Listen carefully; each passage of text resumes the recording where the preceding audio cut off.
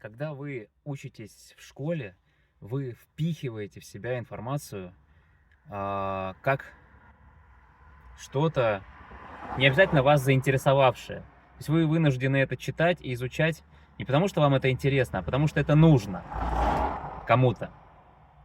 Процесс обучения может выглядеть иначе, он может выглядеть гораздо интереснее и больше похожим на игру.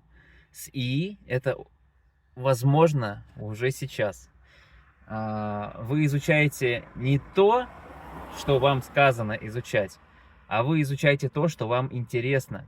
И изучаете это принципиально по-другому. Вы не ищете информацию, а вы думаете над вопросом, который вас интересует. Вы ведете диалог. То есть это живой формат обучения, общения, который движим вашим внутренним интересом.